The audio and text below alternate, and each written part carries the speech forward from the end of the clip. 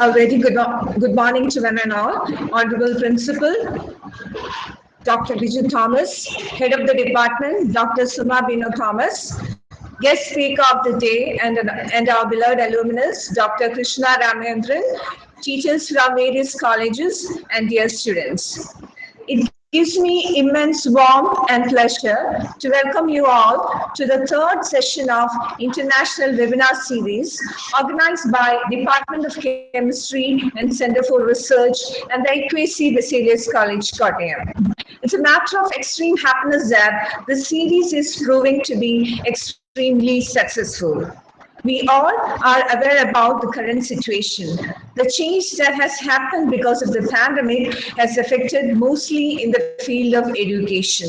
Educators are finding new ways to meet the needs of students by developing online and offline resources.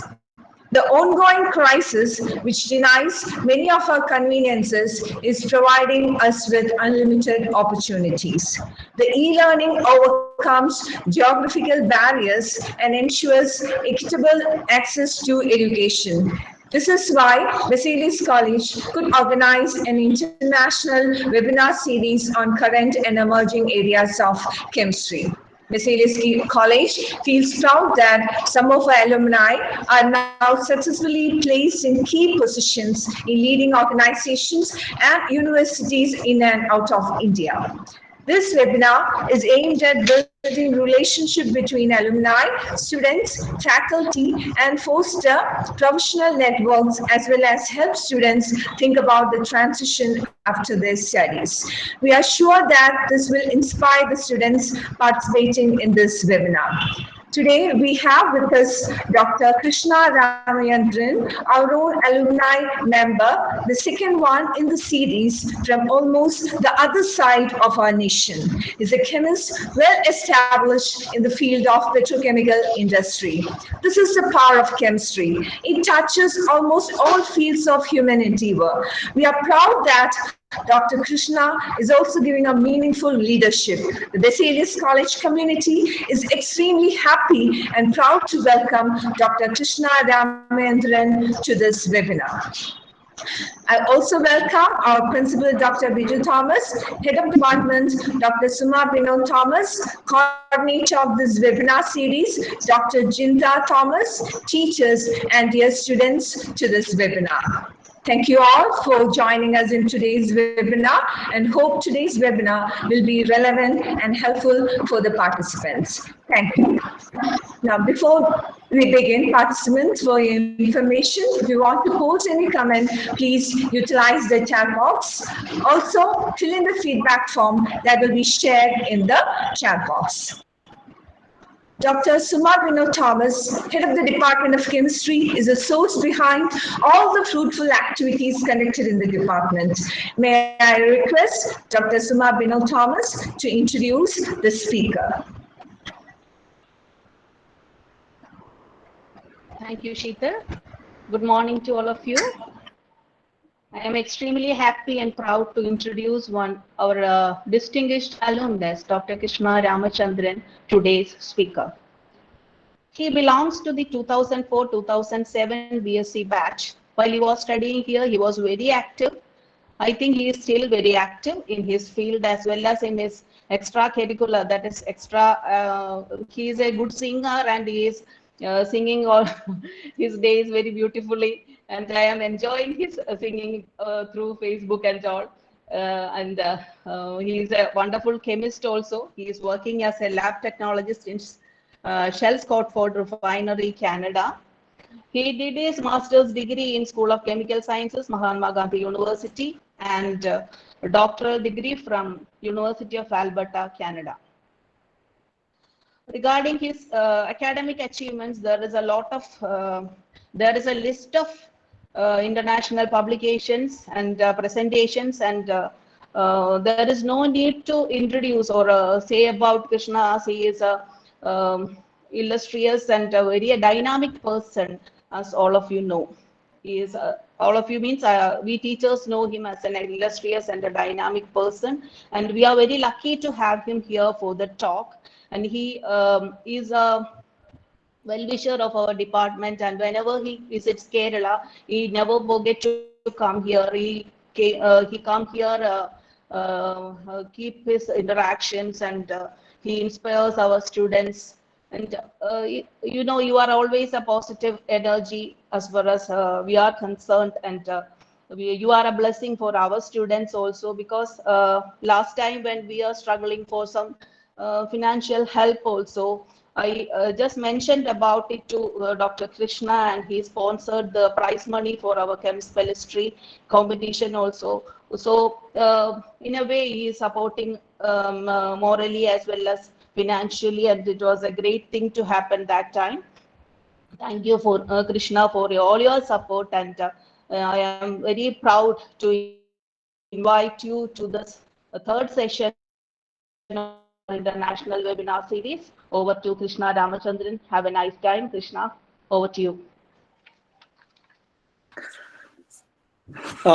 Hello, everyone, and thank you so much, Ms. Sheetal, and also my dearest teacher, Dr. Suma Binod, for giving me such a great introduction. And it's always my great pleasure to see the Serious College and the students over there, because I always get that goosebumps. Now I'm getting goosebumps when I'm seeing all these students over here. So it's a great opportunity for seeing you all virtually. So we all have to keep safe and keep social distancing. And I'm thankful to the virtual media for giving us this opportunity to, talk to you guys. At the same time, please feel free to talk to me anytime, interrupt me anytime, because more than a presentation, I would like to make this as a conversation. So I think that makes you guys feel more comfortable, right? Sometimes I might have to use some of the technical terms that you might not be knowing. So you can stop me anytime and tell me, okay, please explain me this. And I try my level best to make it as simple as possible for you guys.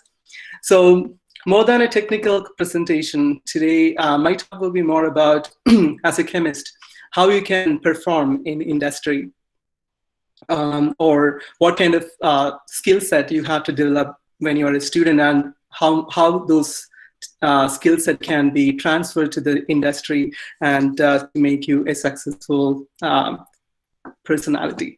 And as I said, this is a mixture of conversation about how I came to Canada, how I got my degree, and also how I got the job here, and what I'm currently doing, what kind of instruments we are using, and how can you develop those transferable skills when you're a student.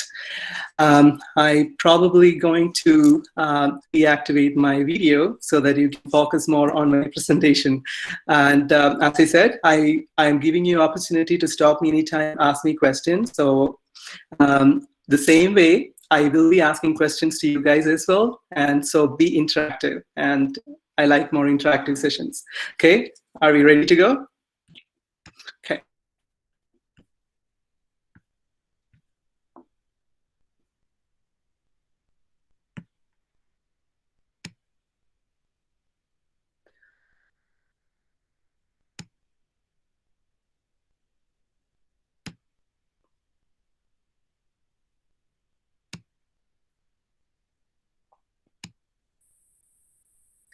Okay, so today we are going to talk about chemist in industry and how you can pave a professional career path.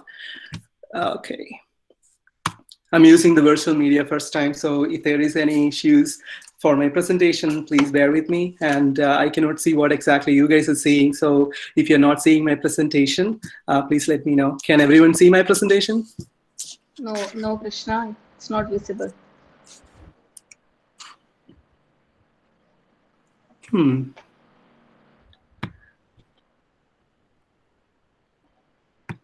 Present now.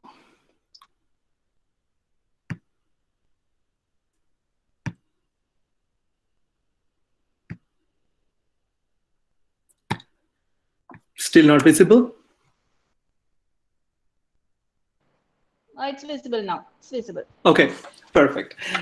So please interrupt me if you cannot see the presentation, okay, because I'm using this platform first time, and this is interesting, but at the same time, a bit confusing for the first time users. So I would like to start my presentation with a couple of definitions because I am working for Shell and I need to get permission in order to present a couple of their work, or like, the lab settings and everything. So there's nothing much to talk about. It is just a disclaimer I need to put. And a couple of pictures and materials I'm using in this presentation is taken from Google or any search engine. So so I'm not quite sure about the the copyright protection. So this is just for the teaching purpose and as well as for training purpose. So if there is any duplication of this presentation, that will be on your risk. And she already gave me a very good introduction. So I'm an alumni of Vesalius College, Kottayam. I did my master's over there, and then I continued my bachelor's over there, and then I continued my master's at Mahatma Gandhi University. Then I got my PhD from University of Alberta, and currently I'm working for Shell Canada Limited. So I have a few questions to you. As a chemistry student, you might be learning a lot of techniques or instruments and theory of various instruments. So can you give some examples, like what kind of instruments you've been learning in your school? Can anyone guess some of these instruments, like HPLC, GC, NAR, UV visible spectroscopy, distillation, separation, elemental analysis, computational chemistry, and what other? Can anyone give me some more examples?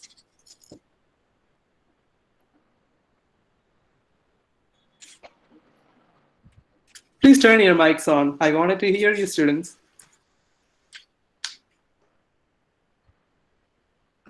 Nobody want to talk? Powder XRD technique. And then? Feel free to talk because I want to talk to you guys. I mean, teachers know a lot of things. I wanted to communicate with the students. So don't be afraid. Just talk to me. I'm a very nice person, okay? Atomic absorption spectroscopy. Then? In your lab, what kind of instruments you're using, or what kind of experiments you're doing in your laboratory? Fractional distillation separation techniques. Very good. And then single salt, double salt separations, right? So these kind of so sometimes we feel like, why are we doing these experiments, or like, finding two salt, or why is it so important to us, right? It's mostly important to you because these kind of experiments will give you a lot of judgment, scientific intuitions. You will use your analytical skills to do these tests. So these are all transferable skills in your future. For anywhere you go as a chemist, for an industry, for an R&D, for an academia, anywhere you go, these are all like, great opportunities or transferable skills. For example, lead acetate test, you might be doing it quite a lot in your laboratory, right? So we still use in our lab as a preliminary test for finding H2S in our sample, that is a lead acetate test. So there are many industries I'm mentioning here, like pharmaceuticals, oil and gas, food and agriculture, machine learning, chemical plants, R&D. So can you guess any other options? Like, a lot of you guys were interested in going to academics, I know, for teaching. But other than that, can anyone give any other examples you would like to go to, like an industry?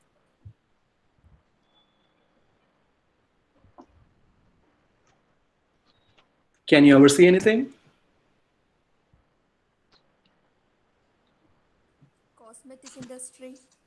Okay, cosmetic, beauty industry, very good. So there are several industries like that need chemists, right? So today I'm going to talk a little bit about oil and gas because that's where I am working, and I'll tell you how a chemist can perform, or how why a chemist is important for oil and gas. Just I'm talking about oil and gas, I would like to start with the fossil fuels. So can anybody tell me how is fossil fuel formed? Any volunteers? It's already in the presentation, you can see.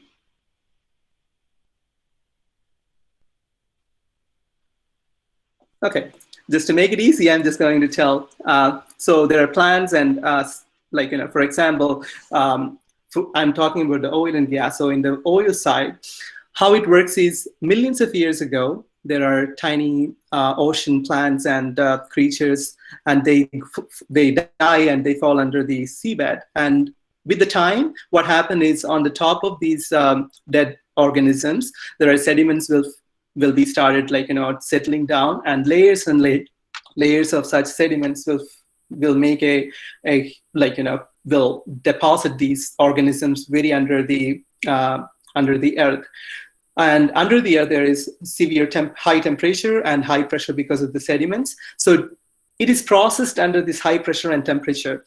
And with this process, you will be ending up with oil and gas. And as a reservoir, what we do is we dig these oil and gas far from under the ground. And these are actually called crude oil. And this is all formed from organic matter. So definitely they might have high carbon content and also high sulfur. And since it is digging from very under the earth, there are mineral salt. And definitely they are not renewable energy, but they are high energy density materials. And that is why we are using oil and gas in a large variety of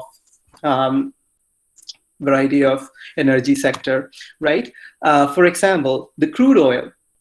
So the crude oil is the one we are digging from the ground. So one of the students was telling about a fractional distillation. So in a laboratory setup, you might be doing a small fractional distillation setup, right? So in an industrial point of view, there is a huge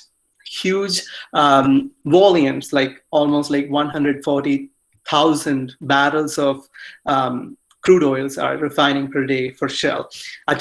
So we use an atmospheric distillation. It's a set of fractional distillation process. So we separate the components of crude oil based on their boiling point. If you look at the picture, there are fractional distillation coming from different temperatures, right? At the very top, you can see the very lightest materials will be coming out. They are petroleum gas, and that is used for natural gas and whatever your home cooking gases.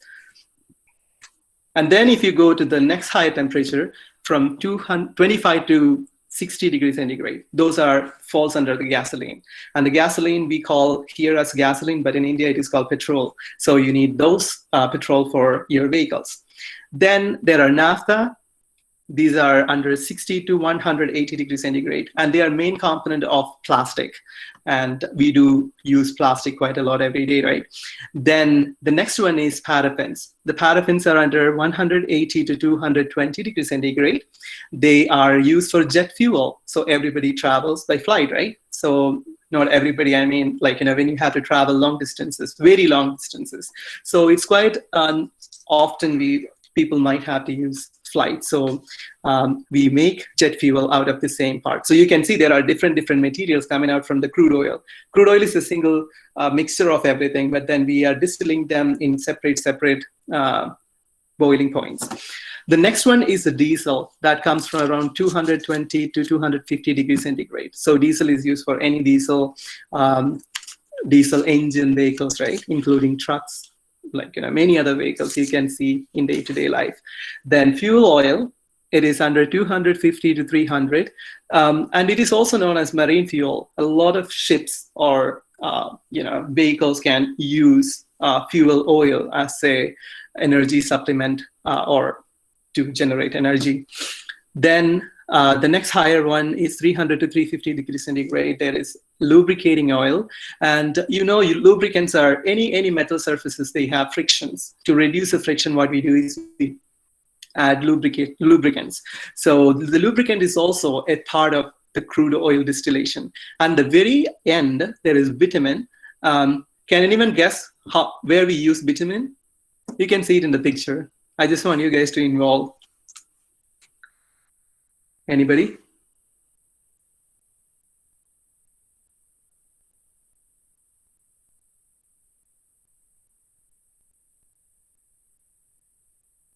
No? Wax.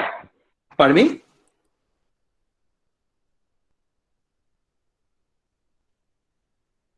Wax. Wax is lubricating oil, right? And bitumen is a bit more heavier particles, and they are mostly used. They are also known as asphalt concrete. You know, road, like your road for making the road. What they do is they mix the metal or gravel with this asphalt concrete. So anywhere in the road, what do you see? That black thing? That black thing is bitumen. And so in total, on the right side, there is a pie diagram, right? So almost 46%, almost half of these crude oil distillation is used for gasoline or petrol. Then rest 30% or 35% is used for other fuels called diesel and jet fuel, also kerosene. And they still have more materials. And on the next page, I'm just going to tell you about the byproducts. So other than fuels, there are many other byproducts you can make from petrochemical industry and refining. And for example, they are using for plastics, resins, fibers, textiles, elastomers, rubbers, solvents, coating, dyes and pigment, adhesives, chemicals, and other cosmetic products. So I'm just putting a picture over here. There are so many examples of petrochemical products that you are using in your everyday life for paints, jackets, fabric, and everything. So in the right side picture, there is one material. There is only one material in this picture which is not petrochemical. Can anybody guess which material is that? Is that picture is big enough for you to see? There are shoes, there are bikes. Hello. Hello. Pardon.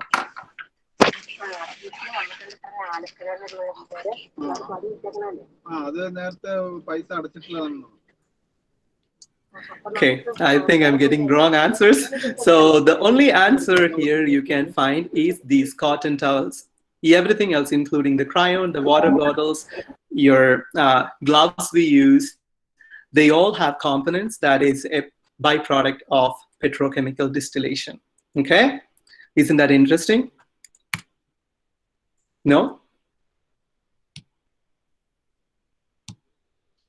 Okay, so I was telling about the refinery part, right? So Shell, I'm working for Shell Scotford, and it is a part of Royal Dutch Shell, and it is operated by Shell Canada Limited here.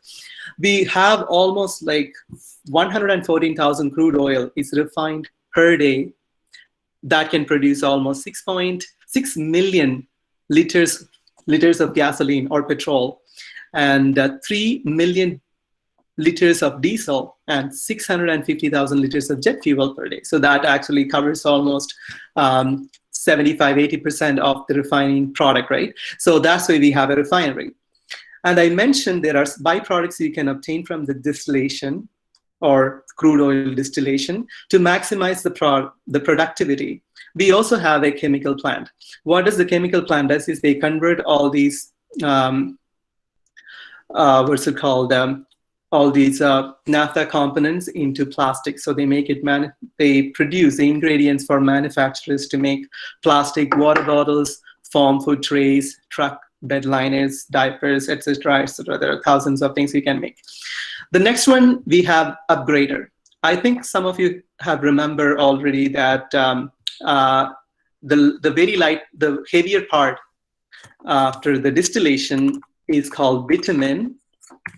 You can see here the bitumen. So the bitumen can be, it's a heavy thing. It's very heavy, so you cannot use it for anything. So we have an upgrader. What it does is using hydrogen, you can make these heavier, you can break these heavier chains into tiny, tiny molecules. When it is formed tiny molecules, you can reuse them for all these purposes. You can again distill them, and that can be used for, the fuel production and many other things. Still, there are some of them left which cannot be, again, converted into tiny molecules. So during this hydrogen splitting process, there are a lot of carbon dioxide will be formed. So there are some amine-related catalyst used for capturing these carbon dioxide. And then it will convert back into gaseous carbon dioxide, and then using the pressure, they convert that into liquid form of carbon dioxide. So Shell is only one specific facility. They have a carbon capture and storage process, and which is called Quest. So what it does is it reduces the carbon dioxide emission. So during this production, they reduce this carbon dioxide production by putting them in deep wells. So converting this carbon dioxide into liquid carbon dioxide, and then putting them far under the earth, almost 2 kilometers down. And under 2 kilometers, there are water-like rocks. It is kind of very soft and layered structure. So this carbon dioxide goes under these layers, and they are permanently stored under the earth. And every year, we are storing almost 1 megatons of 1.5 megatons of carbon dioxide. And when you hear 1.5 to 2 megatons of carbon dioxide, how we can imagine is this is equivalent to a pollution made by 300 cars every year. So that much of carbon dioxide we are saving. I'm not talking about any other parts over here, just talk about the years and stuff. And we have almost 1,500 people working day and night there to produce and keep running the plant without any problem. So we have laboratories here to make sure that our products are meeting the specs. The spec means when, as a customer, you need to make sure that whatever product you're getting is in good quality, and at the same time, it is also meeting the government regulations. So the 3 labs we have is chemicals, refinery, and upgrader.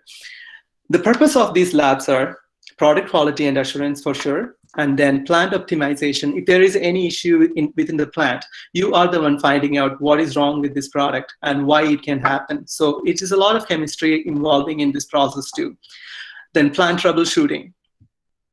Also, you are having government regulations, so you need to make sure that so I was telling you, we are making, for example, gasoline, which is petrol, 6 million liters per day. So we will have samples of these 6 million liters. It is a representative of 6 million liters, and we need to store them. So anytime if there is a concern about your product, then you might have to retest them. And the government need to, it's a procedure for them to keep these samples, because any times if there is any off-spec product goes to the customers or environmentally impacting, then your company might have to give billions of dollars as a compensation. So you guys are very important, because chemists are the one certifying the product, how good they are. If they are not good, if it is not meeting the spec, then the company will have to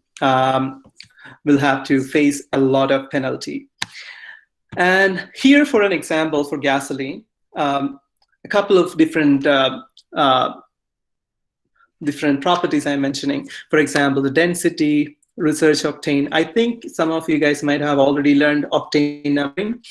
Then lead, sulfur, benzene, aromatic components. So there are limits that is put forward by the government so that it will not impact the environment really badly.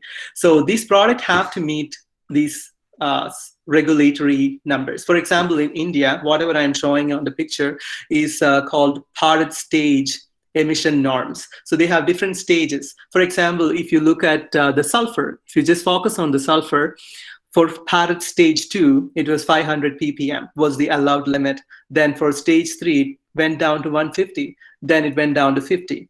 And now it is 10 ppm. In Canada, we are using 10 ppm limit for a long time ago. Can anybody tell me why the sulfur is so culprit, so bad, and we need to control them, the emission? Why is it?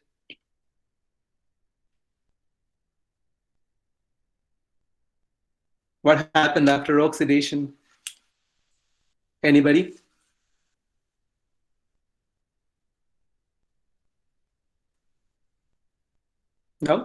What happened to sulfur when it combined with oxygen?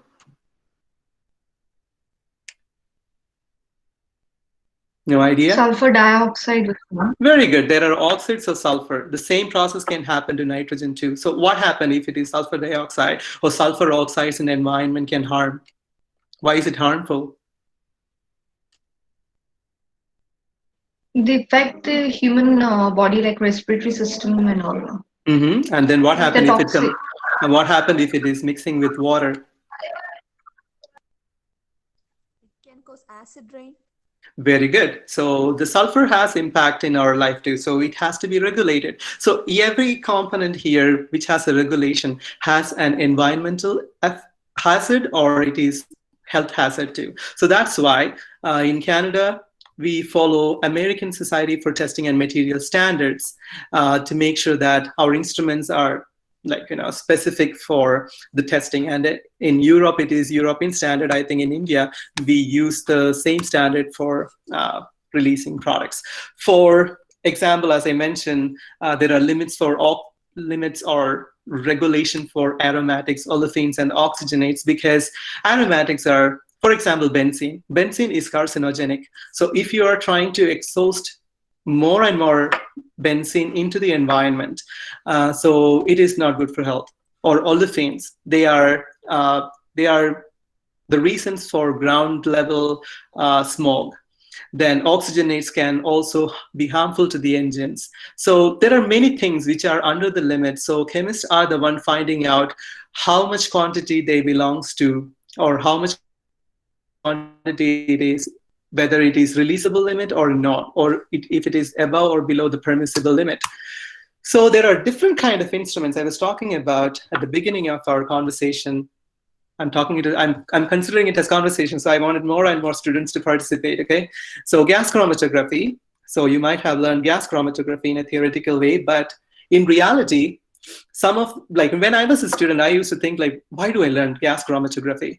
Why do I learn distillation? This is useful or not? But in reality, these are important instruments in industry and also R&D. So what happened is here we inject a small amount of sample into the GC instrument, and the GC, what it does is it will detect the components based on their eluting time. So the lighter will be captured first, and then the heavier will go accordingly. And from this, we have a chart that will detect that will interpret your spectra and will give you the area under those peaks, can give you the concentration of the materials. For example, benzene.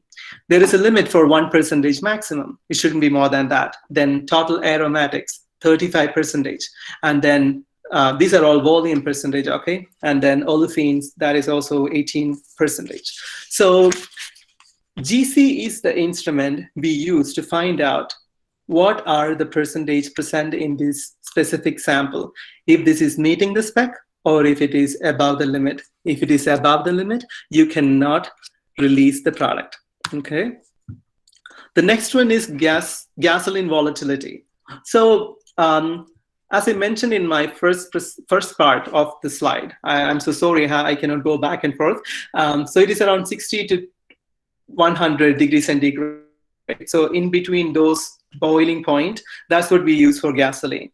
So there are specific boiling points, and we need to make sure that this is a huge plant. So sometimes the temperature in the furnace cannot be exactly maintained the same, or sometimes there is plant issues. So you expect this is under the specific boiling points, but you need to test them in the lab to make sure that it is meeting the spec. So there is a heating board and then you gradually heat the sample and then cool down the sample using an ice bath. It is an automated machine, and then it will be collected in a cylinder. So according to the regulation here, for example, in the picture you can see, in the diagram you can see 50% of your gasoline should be evaporated at a temperature of 100 degrees centigrade. So there are regulations for these too, because it cannot be too light. If it is too light, it's not good for the engine. If it is too heavy, it is not good for the engine too, because eventually it is affecting the the customer, right? Because you are the one driving the vehicle. And as a quality assurance personnel, we need to make sure that this is fit for your purpose.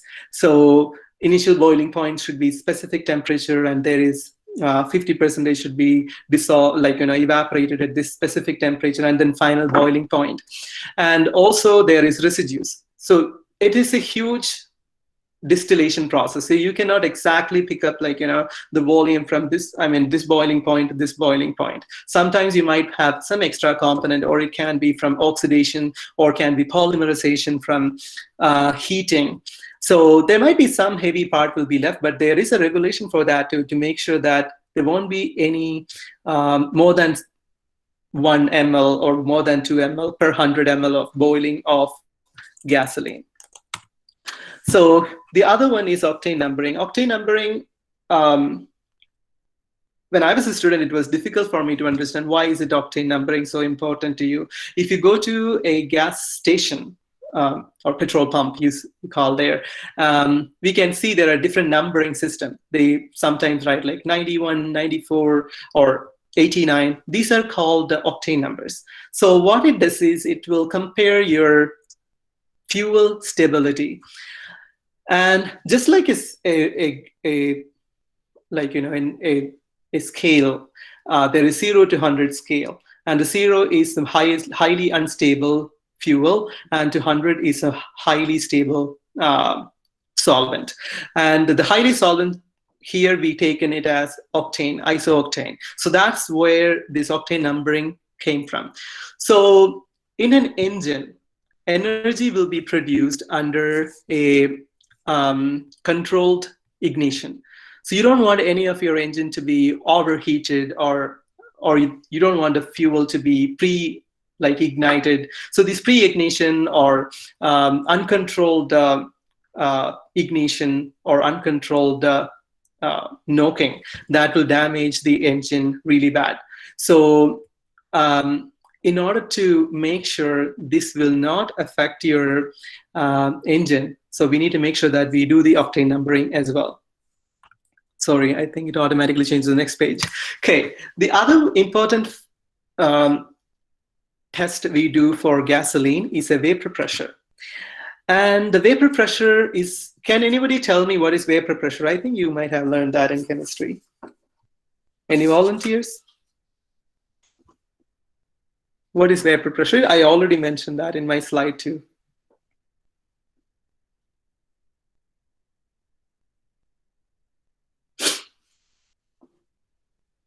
Anyone?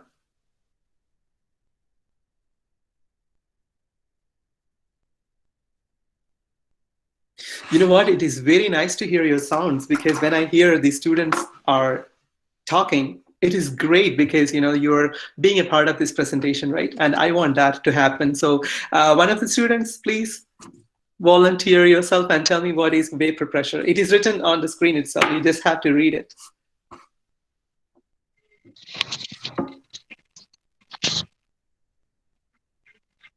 The pressure exerted by the vapor when the vapor is in equilibrium with liquid. Very good. So what it does is your gasoline has various components ranging from 60 degree to 150 degrees centigrade, that boiling point. So some automatically goes to the vapor state. So the vapor can be easily get ignited too as well. So you need to make sure that these are not too light and these are not too high. So there is even if there is no vapor, when there is vapor, the vapor can automatically goes into the liquid state, because there is an equilibrium. That is what is called the vapor pressure. So they are exerting a pressure. So you find these kind of properties, so that in places like Canada, we have extreme low temperatures. They are very cold in winter. For example, it goes up to minus 40 degrees centigrade. So that is really, really cold. What is the temperature of ice? Like in the fridge, you may go up to 4 degree or 0 degree, right? So we go up to minus 40. So you need to make sure that the engine still work in that low temperature. So we have to make sure that the product is really light during winter. And then in summer, what it does is the legislation makes, ask us to make a product which is high in vapor pressure. So usually high vapor pressure materials are less olefinic. So the thing is, olefins can be a potential candidate for ground level smog. So they need to make sure that it's always high. But in winter, we cannot make it as a low vapor pressure material because it is having less vapor material. So in winter, they have regulation. They have regulated, like, they give permission for us to make it is low vapor pressure. But in summer, it must be high vapor pressure. Also, these so in the distillation process, you have also seen there is a butane, or like C1 to C4. Usually we don't have C1 and C2 because they are very light for to get into the crude oil. So mostly it is C3 and C4. So butane is something that we can also use to lighten the gasoline, and that can be used for winter. That can be used as a winter gas. The other important thing regulated is nitrogen and sulfur. I mentioned it already. So they have elemental analysis to find sulfur and nitrogen content. The other things are this gasoline is a part of crude oil. So there are many different things can be mixed with this gasoline. So some of them are dangerous because they are corrosive, and they can corrode non-ferrous part, for example, copper and silver. So in the laboratory, when you get a sample, you need to make sure that you are doing a corrosion test, because it will give you an estimate that whether this is going to be harmful for the engine or not. I also mentioned there are some of these components in the gasoline. There are almost like 400 different materials present, or different compounds present in gasoline. So this is what you see from the GC spectra. Okay, so some of them can go under polymerization. Some of them can oxidize. So they can eventually form gums. Gums are like heavy components. They polymerization means they will be like bigger molecules form. So why is it important in testing? Because there are tiny nozzles and fuel lines and fuel injection nozzles in a vehicle. If there is gums are forming, if the gums are forming, and if it is blocking any of these lines or the nozzle, it can potentially harm the engine. So we need to make sure that this gum content is also tested. And then oxidation stability, as I told you, some of these components can get easily oxidized. Okay, so there are several tests has been done in order to understand what kind of whether this specific gasoline or any of the fuel is meeting the spec or not. But most of the time, running these tests physically, they are called primary test method. Primary test method is something that ASTM requires us to do. So sometimes if there is any upset in the plant, it is really hard to find the issue and solve it, because it might be too late for you to identify these issues. So there is another technique called NIR. So can anybody tell what is NIR? Near infrared. Near infrared radiation can be used for predicting the plant processes. So NIR is 800 nanometer to 2500 nanometer. And this is an image of the plant. It's very complicated. You can see there is an atmospheric distillation unit, and there are several sub distillation parts goes to different units. You can see there are almost like 6 or 7 units like written here. So specific boiling point material goes to specific unit, and then at the end these units will mix together, for, it's called recipe. So for making something, you need to mix and add different materials, right? In the same way, this unit will have materials or components with specific boiling point, and according to the specification you need for gasoline or for jet fuel or for diesel, the composition of these materials will be different. So if there is any problem, it is so hard to identify because each unit you might take at least 2 to 3 hours to do the testing.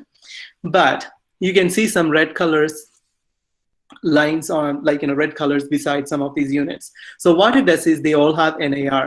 So NAR can predict the properties, and any change in the property can easily recognize, like, in the early stage itself. You don't have to wait till to the last minute, because NAR will be automatically collecting the properties or the or any of these properties I was talking about in the previous conversation. They are all collecting in every 2 minutes. So it will give you update every 2 minutes. So rather than waiting for a 3-hour large time frame, NAR can be used for the product quality.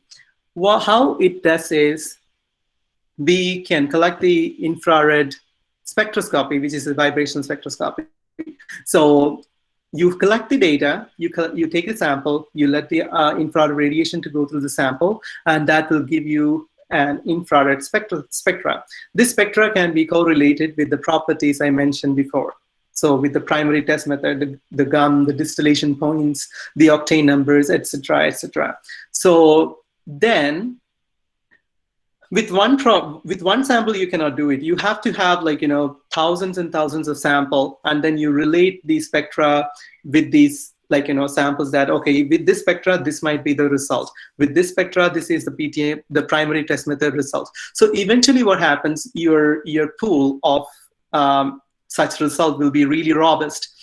In that robust data pool, it is really easy for predicting the properties of these materials very quick. In 2 minutes, you get accurate result.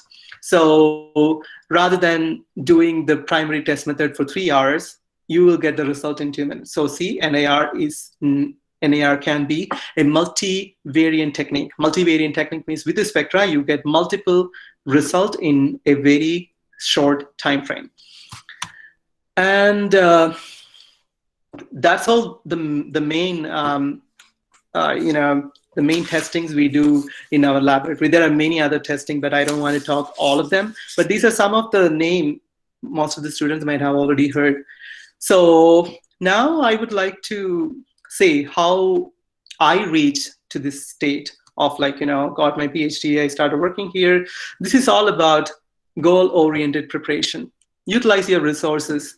For example, if you have teachers, talk to them, ask them, like, you have a lot of teachers, they are, like, really, really knowledgeable. They can guide you what kind of outside programs, like, for example, the projects, or you can also apply for international scholarships too.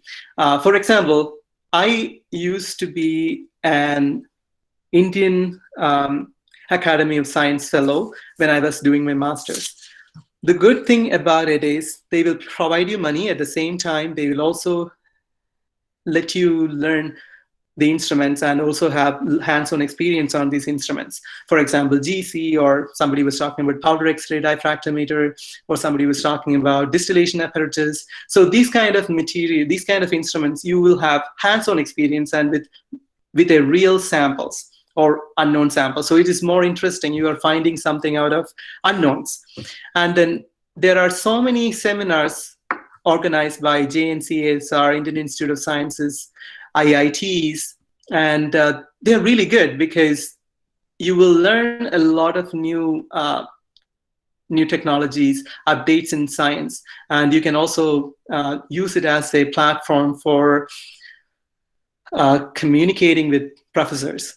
So that also will help you in future. And try to learn how to write project proposal. As a student, sometimes you get enough time for doing it. And if you're doing it at the very last minute, or just before you're thinking, like, oh, I want to apply for a workshop, but then you might not have enough time to do it because it is not like a one-day process. You need to just create the skill. So use your use your resources around you. Then also I would highly encourage people to be a part of leadership development and networking abilities such as NCC or NSS. I used to be a part of National Service Scheme, and I would say that helped me a lot on interacting and reduce my stage fear and be a part and work with the society. And I would highly encourage students to be a part of it. I know this is an year that limits a lot of such kind of social events and social networking programs, but I would highly hope next year you guys can, or everybody can, go back to the normal life, right? And then the other thing I wanted to talk about is, it is us finding what we need to do in our future. For example, some people wanted to be teachers, some people want to be in R&D, some people want to go back to industry. So there are different ways of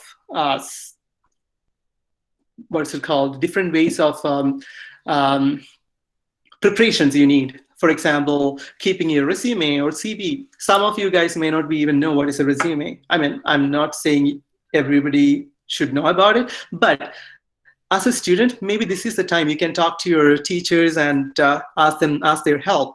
Could you please help me? How can we make a resume? Or you can use online platforms like internet, Google it, and find out how a resume can be prepared, or a curriculum vitae. What's the difference between the CV and a resume, and how to make your own resume. It's a growth process, actually. A resume is always grow. You need to add more and more information as you learn more and more things. So it's just like a concise book of yourself. So it's a great thing if you can start making resume and keep developing it. And then there are so many online platforms you have today. For example, LinkedIn. If you're applying for a job, I was so happy to see that when I was looking for jobs in India, there are so many jobs. Even in Kerala, a lot of companies are directly putting their jobs and career opportunities or internship programs on LinkedIn. So you can directly contact the company. A lot of time, references are very important to get into jobs, right? So you can use these online platforms in a better way. So don't use LinkedIn as Facebook or Instagram. They are two different things. LinkedIn is just focusing mostly on job-related things. Then ResearchGate, if you're going into research-related work. So ResearchGate is a huge platform, gives you a lot of updates on what kind of research is going on. If you are fascinated about, say, specific kind of research in your study, what kind of things can be done, and this will help you for making project proposals or work project or whatever kind of writing things. The second thing is career fairs. I'm not sure what kind of career fairs you can have in India right now, but that is another option. And always try to find experience.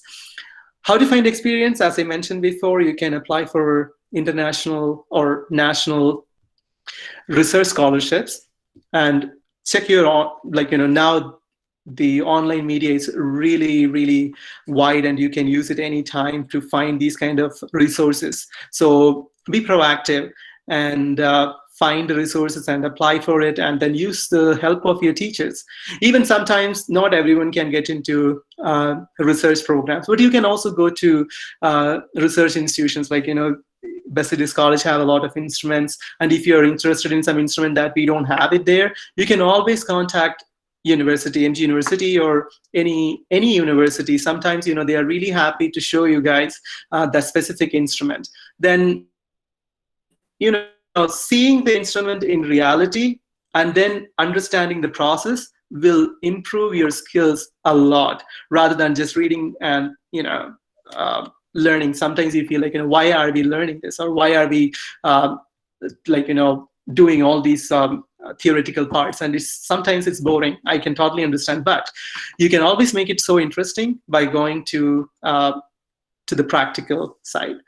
And then some of you guys might be interested in going abroad, and for that you might be pre-plan too. What kind of language skills you need to develop? Is there a presentation I can do, or I can improve my language skill? And what kind of exam, for example, IELTS or TOEFL, which one I have to write, and how to prepare for that?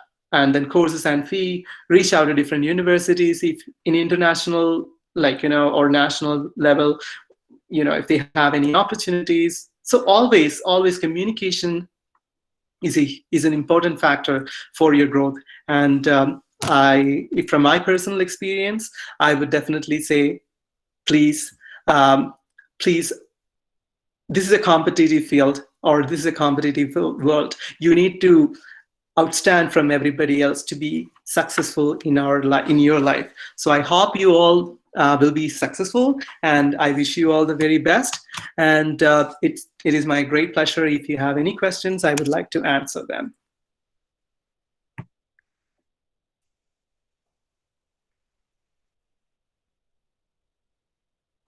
Thank you.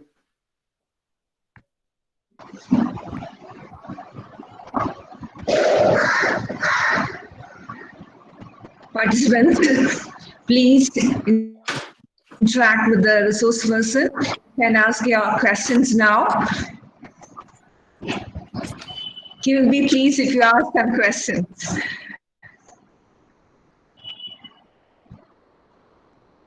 Yeah, I might not be knowing everything, but it is always nice to see the students, and when they are curious about knowing more things, right?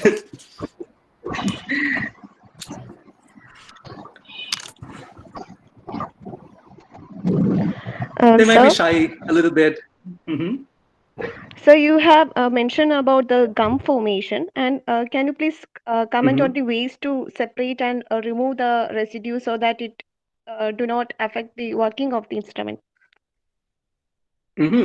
So that's a very good question. So as I said, this is a 114,000 barrels of materials or crude oil you are distilling. So sometimes it's so hard to remove each and every single component from a huge volume. That's for one reason. The other one, even if you remove them, the other factor affecting is polymerization. So it is due to oxidation. It can be used due to the fuel is settling there for a while. So there are many other reasons. Can be the main thing is oxidation. So these components, some of these components, you cannot separate them physically or experimentally or technically. So, eventually, so for example, you're cutting an apple, you're leaving it outside for a long time. Due to oxidation, you get the black, color on and you can put it in water or somewhere to avoid this kind of oxidation. But then oxidation is something we cannot prevent when it is in an engine, because it always needs oxygen we need oxygen to burn the fuel, right? So during this process, some part always get gums. So unfortunately, it is a natural process.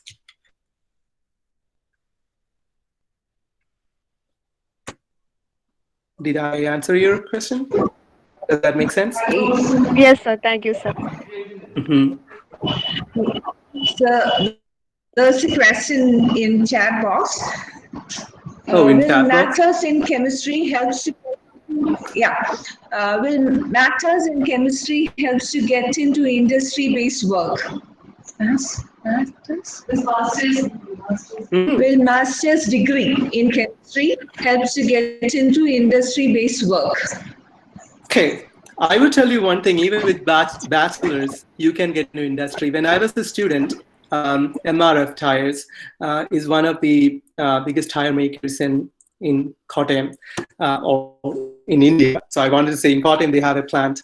So I was interviewed by MRF when I finished my bachelor's, and I got a job offer. But it was my decision to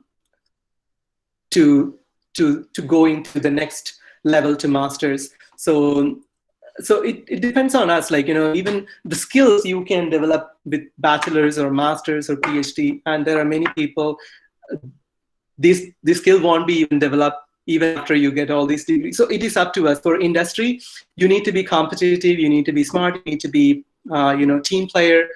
That's why I'm saying all these national service scheme or NCC or any kind of team player platforms always help you a lot in an interview. You can be really smart, you can really perform yourself. So in an interview, you get only that half an hour to 1 hour to yourself, or maybe sometimes 10-15 minutes, right? So you need to be smart enough to convince them you can do it. So masters, yes, after masters I applied for another job in KMML, which is Kerala Metals and Minerals Private Limited. So I got a job offer from there too, and then I got a job offer from university. I got a PhD opportunity from University of Alberta. So I have to select which one fits me better. So I came here for my PhD. So honestly, I would like to say a degree, definitely it is a title, but the skill set is something that you have to develop. So I would encourage everyone to develop your skill set by doing projects or going. Sometimes, some industries provide internship programs. Engineers does a lot, actually. So I think most of the time for bachelors, we think there won't be any opportunities for us, but opportunities never call us hey, there is an opportunity, come here. It is us. We need to wait. We need to find. We need to apply, and we need to search for it. So there are many opportunities. I don't know during this pandemic, how it affects the industries in Kerala, but I would highly recommend, if it is industry or if it is a university, you can definitely approach them. Get the skills, get the instruments, sometimes in the interview, they might be asking, okay, so you have a sample and you were injecting it into GC and it was not giving a spectra. What is wrong with it?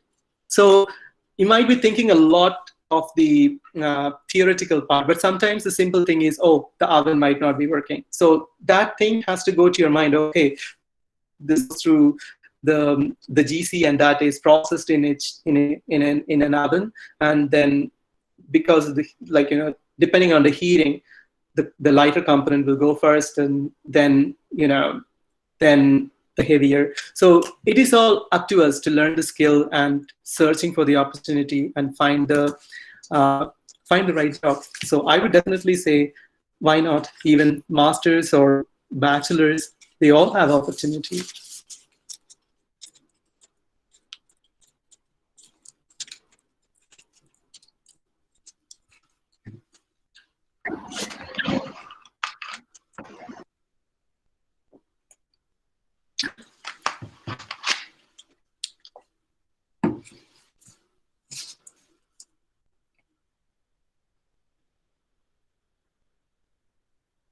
So, Mm-hmm. so you mentioned about storing liquid carbon in the earth layers, but is it sustainable in a long term? As in, will it remain there forever, or will it be recycled to fossil fuels again? That's a good question. They started this project in 2015, and you know that any fossil fuel process takes millions of years to regenerate them. So definitely, it can be locked under the soil. It will not come out. It will not be harmful to the environment or the atmosphere. But transforming it into a fossil fuel or an oil and gas material, I'm not quite sure about it, because it might take a long time. Or it may be just coal or rocks. Carbon can be in any material, right? So it can mix into the under soil. I'm still not quite sure whether it can be converted to a fossil fuel. Thank you, sir. Mm-hmm. You can call me Krishna, okay? So I'm your brother, so call me Krishna.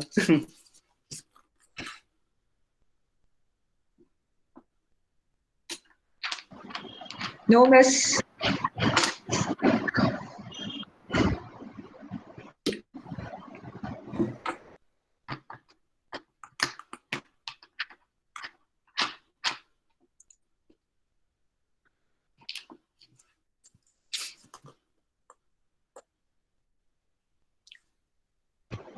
No, miss, it's not clear.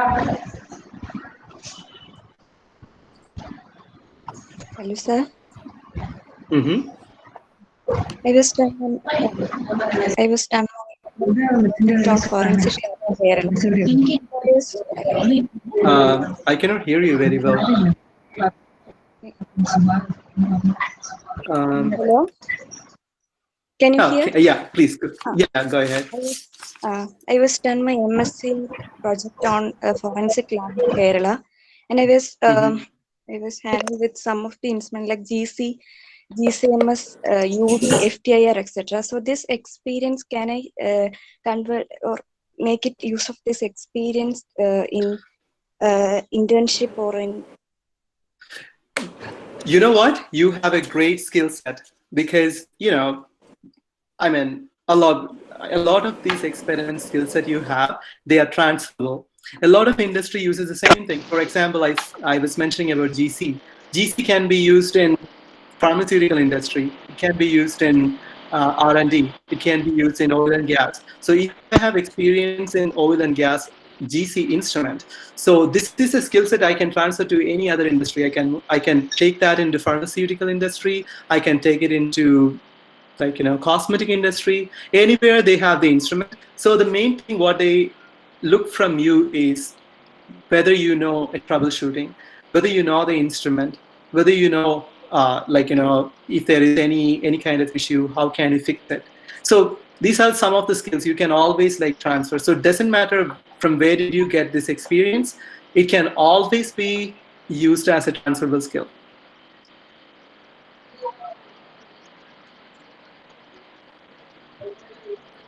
Okay, thanks, sir. Mm-hmm. Did Rosina apply for anywhere? So are you in second year of masters or? I'm completed MSc. Oh, you completed your MSc. So what is your future plans? I am looking for a job. Mm-hmm. So did you make a resume? Did you contact any of the companies? Did you use a platform called the LinkedIn to contact any of these hiring managers? No, not at all. And I was. Mm-hmm. Go ahead. No. Hello. പറഞ്ഞോളൂ. ഇതുവരെ ഞാൻ നോക്കിയിട്ടില്ല. പിന്നെ ചില കമ്പനീസിലൊക്കെ കാണുമ്പോൾ resume അയക്കാറുണ്ട്. പക്ഷെ അവിടെ നിന്ന് അങ്ങനെ പ്രത്യേകിച്ച് ഒന്നും റിപ്ലൈ ഉടനെ വരാറില്ലല്ലോ. Okay, reply വരാത്തതിന്റെ മെയിൻ കാരണം എന്ന് വെച്ച് കഴിഞ്ഞാൽ there might be thousands of applicants applying for this. ഞാൻ പറഞ്ഞു എൻ്റെ ലാംഗ്വേജ് ആണ് നിങ്ങൾക്ക് കമ്മ്യൂണിക്കേറ്റ് ചെയ്യാനുള്ള ഡിഫിക്കൽട്ടി എങ്കിൽ ലാംഗ്വേജ് ഇസ് കമ്മ്യൂണിക്കേറ്റ് ചെയ്യാനായിട്ടുള്ള ഒരു ലാംഗ്വേജ് വേണം ഞാൻ യൂസ് ചെയ്യാൻ. So if there is anything that I can do definitely tell me. മലയാളത്തിലാണ് ഞാൻ സംസാരിക്കുന്നത്, കൂടുതൽ നിങ്ങൾക്ക് ക്വസ്റ്റ്യൻ ചോദിക്കാൻ പ്രിഫറൻസ് എങ്കിൽ ഡെഫിനറ്റ്ലി എനിക്ക് മലയാളത്തിൽ പറയുന്നത് ഒരു കുഴപ്പമില്ല.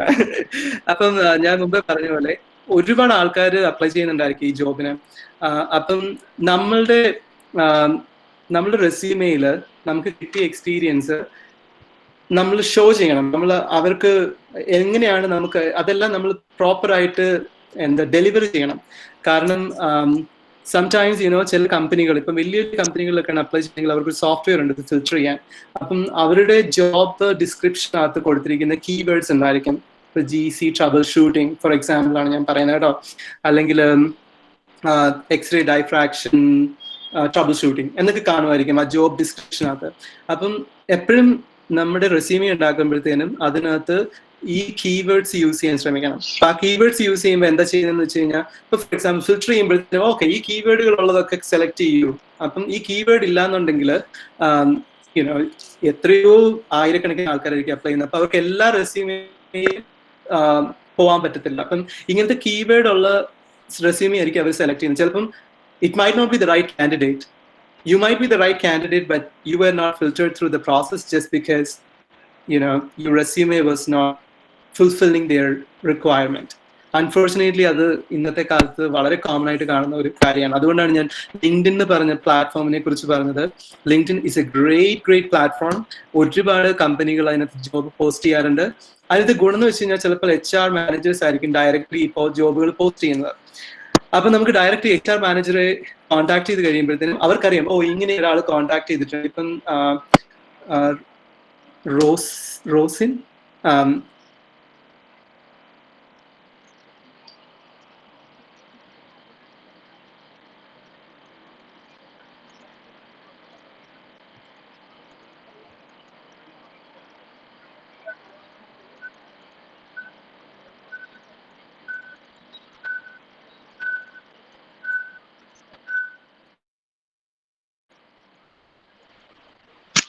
നെറ്റ് പോയോ ശീതളെ?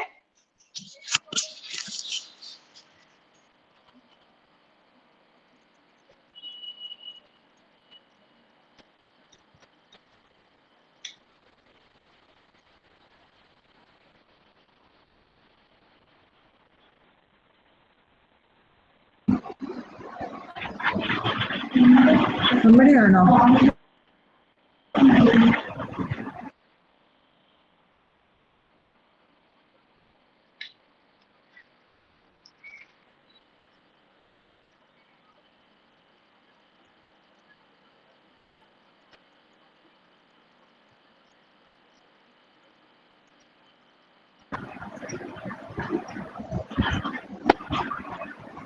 Okay, okay.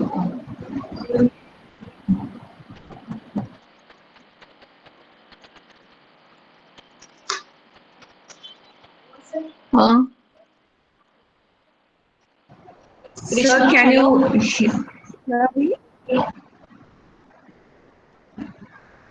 So please Krishna? unmute your mic. Okay, okay, okay, കേൾക്കാം.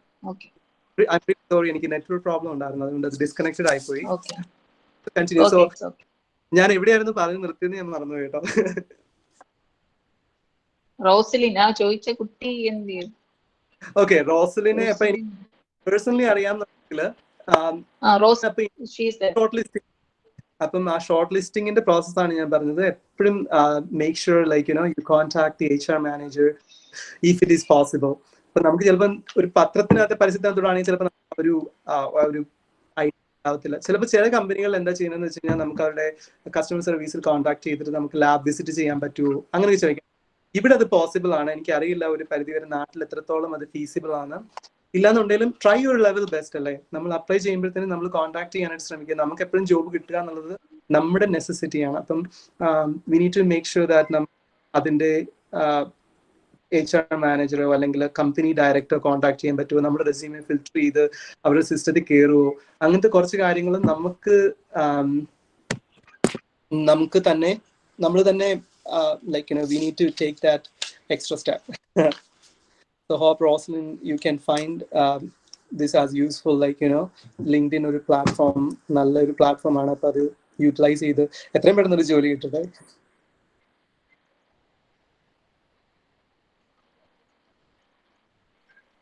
ഡെഫിനറ്റ്ലി എന്തെങ്കിലും ഡൗട്ട് ഉണ്ട് അല്ലെങ്കിൽ കമ്മ്യൂണിക്കേറ്റ് ചെയ്യണമെന്നുണ്ടെങ്കിൽ like they can provide my email address, so you can contact me through there.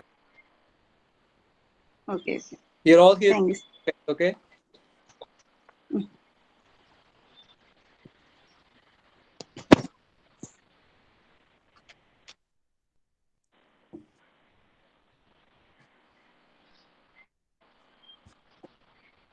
Any more questions?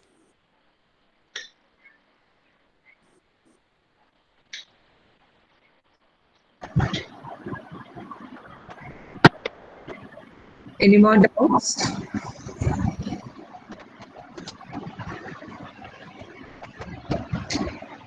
Krishna? Mm-hmm. Krishna, can you hear me? Yeah. Can you hear me? Yeah. Yeah. Instead of tell what are the other compounds which can be used as an anti-knocking agent, what are the other compounds used there as an anti-knocking agent instead of tetraethyl? Mm-hmm. Okay. Definitely is a poisonous. So it's unleaded gasoline here. So what is aromatic components? So ഞാൻ മുമ്പേ പറഞ്ഞ പോലെ benzene related അല്ലെങ്കിൽ aromatic components can be really good for anti-knocking. അതാണ് നമ്മൾ main ആയിട്ട് use ചെയ്യുന്നത്. പക്ഷേ ബെൻസീനും there are limitations. എന്താന്ന് വെച്ച് കഴിഞ്ഞാൽ environmentally harmful ആണ്, but up to a limit it is fine. അപ്പോൾ നമ്മൾ aromatic components are very good anti-knocking agent. It's actually make the fuel very stable too. The high octane numbering of fuels and the aromatic components in their percentage will be really high. Any specific compound that you are using there in your lab? Actually, it depends on every refinery. So some refineries have specific components. For us, it is mostly aromatic components like C6, C7, like triethyl benzene, പിന്നെ and the silenes you see are under. So these are the ones we actually use for to making it a better fuel. But maybe other refineries might have some other techniques. Okay, thank you. Thank you. Any questions?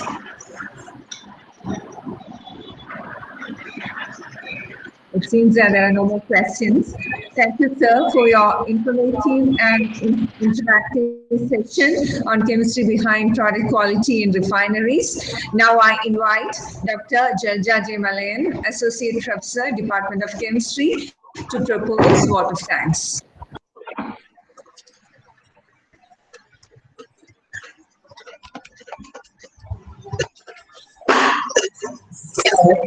Respected Head Department,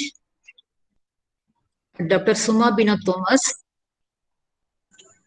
resource person, Dr. Krishna Ramachandran, webinar coordinator, Dr. Jinda Thomas, all the participants and dear colleagues. Very good morning to all. It is my proud privilege to propose vote of thanks on this wonderful occasion.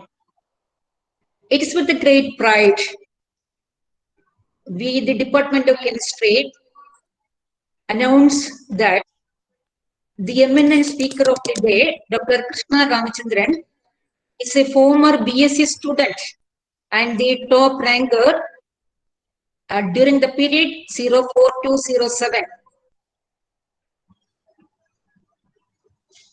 I now remember how Krishna always bagged several prizes in curricular and co-curricular activities in those days. He was the best NSS volunteer during his time.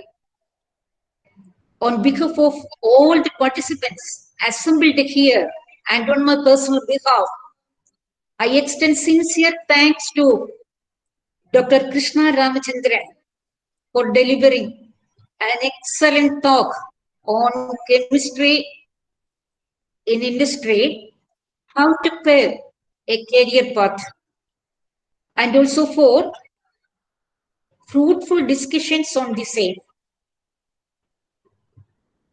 I express my deep sense of gratitude to our head of the department, Dr. Suma Bino Thomas, and webinar coordinator, Dr. Jinda Thomas, for their excellent organization of this webinar series.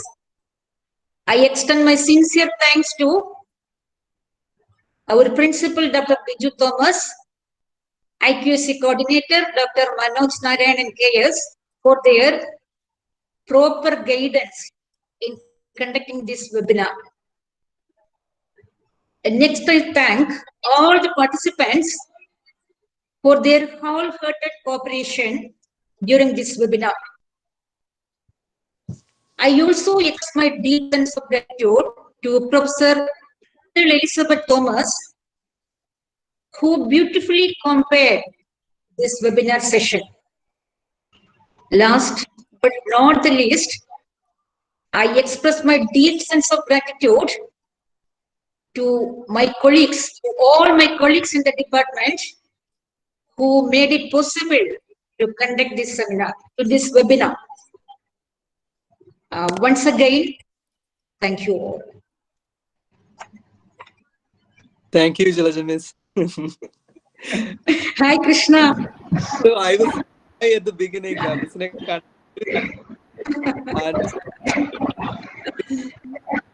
എന്തുണ്ട് വിശേഷം? സുഖമല്ലേ? So hopefully ഇപ്പൊ ഇവിടെ എന്ത് time?